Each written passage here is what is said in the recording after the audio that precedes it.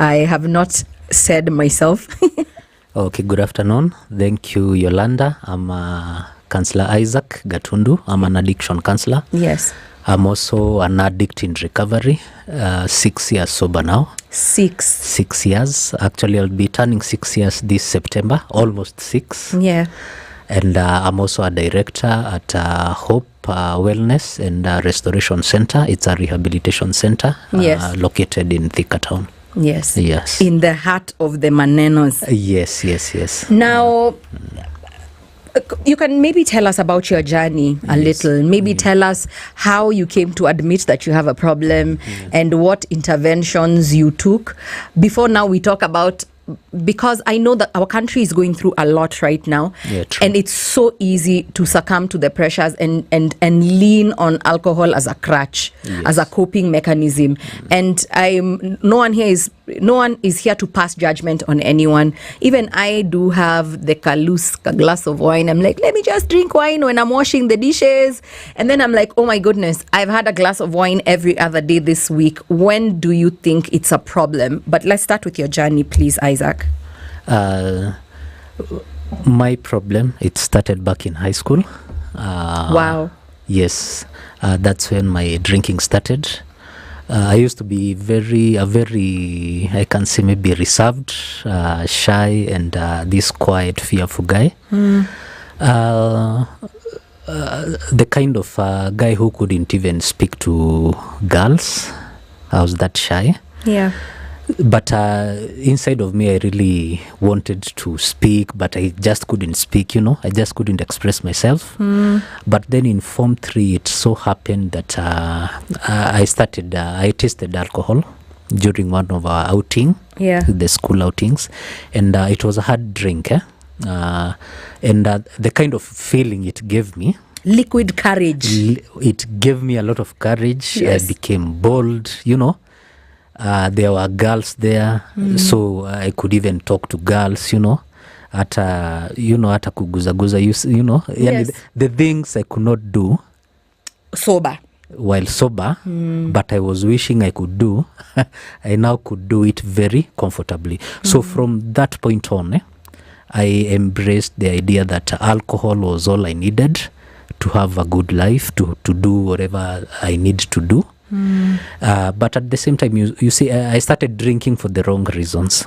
Yes, so it was like covering up my low self-esteem, my inferiority complex, and wow, that's I've never had anyone admit to something like that. Wow. Okay. Yes. So from that time onwards, it started. Okay, addiction is it comes in stages, but it started becoming a habit. Every time we are going out, every time we close school, we go for midterm to be able to mingle with others. Please tell us about the stages. Tujue tuko kwa stage gani, Isaac? Yes, I'll come there. Okay. I'll be coming there.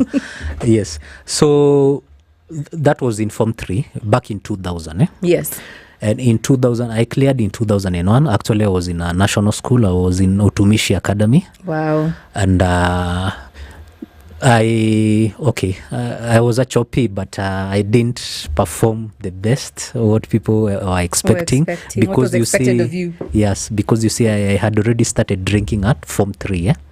So by the time I was doing my fourth clearing in 2001, actually I had already embraced alcohol, like this my thing, Yeah. And I remember actually my first blackout, or rather stupor, was during the Livers Bash in 2001.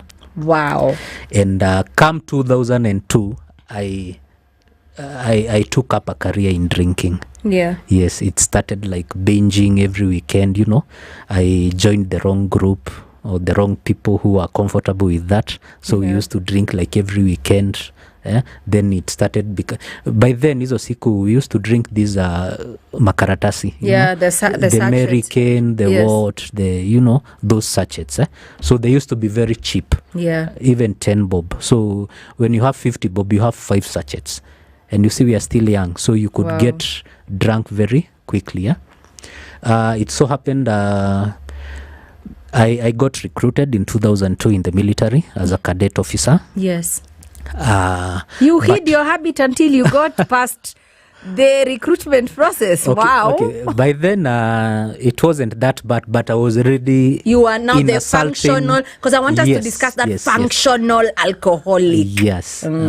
So I was recruited in the military in Yes. 2002, Yes. August. And I went, I did my thing. But then after, when I got access to the mess, Yes. you know the military mess, and the cheap alcohol and all that. Yeah, AFCO. Yes, AFCO. I'm telling you, I messed up. Because now it's just there. It's just there. So, Yeah. like, the problem was just repressed because now I didn't have, during the training and that period, I didn't have access to alcohol. But now I'm there. I have access to cheap liquor, Yeah. So I drank. My discipline went very low, very, very low. You remember, I'm being trained to be an officer. To lead others as a cadet. So my discipline went very low, and I didn't last long anyway. I didn't last long. You were in the kicked military. out. I was dishonorably discharged. That's the term that is used. Yeah, that's so painful. Dishonorably discharged. Yeah. I was locked up for a few days. Then I went back to the civilian life. So, Oh my God. Still, Was that also like a catalyst for you to drink more, or was that a wake-up call to you? Actually, it traumatized me.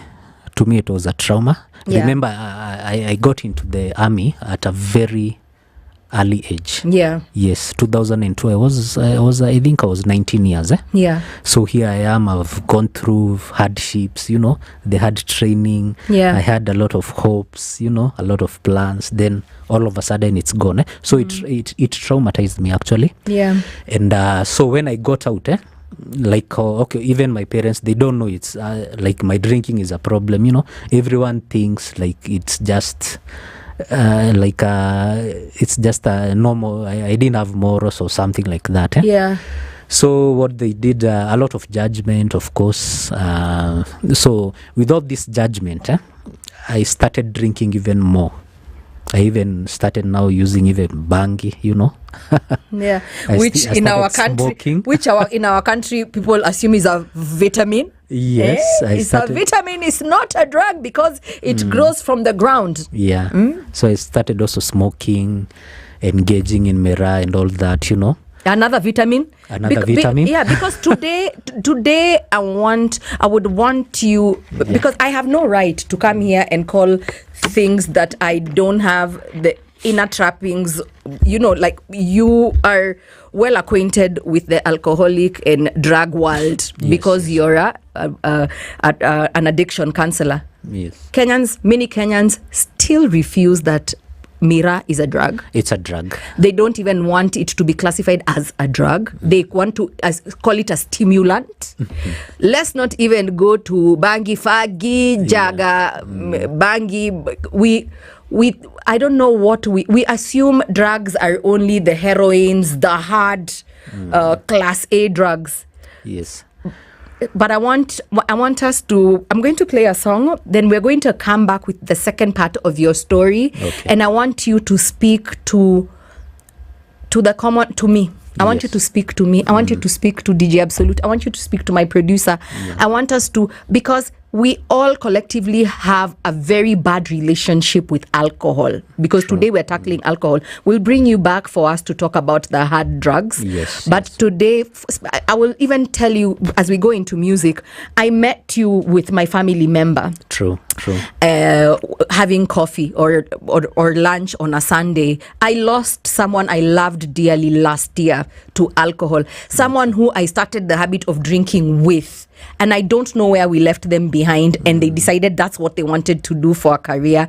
And you don't realize the implication of alcoholism until you lose someone you love. True. It's all fun and games until it's not fun and games. Yeah. So I had said, in honor of Matthew and Kamau not just dying like that, I was going to have a conversation, but not my conversation. I would want to bring in an expert. So I'm going to play Joe Public's Live and Learn. When we come back, Isaac Katundu, an addiction counselor. Do you have questions? Do you think you have a problem? Do you need help? He's here. He runs a facility that helps someone like you. No judgment. Call us 0719012600 at SpiceFMKE on Facebook, Instagram, and Twitter. Every time you are bored, do you fill up your space with a drink? When you're angry, when you're happy, how do you celebrate? Let's talk.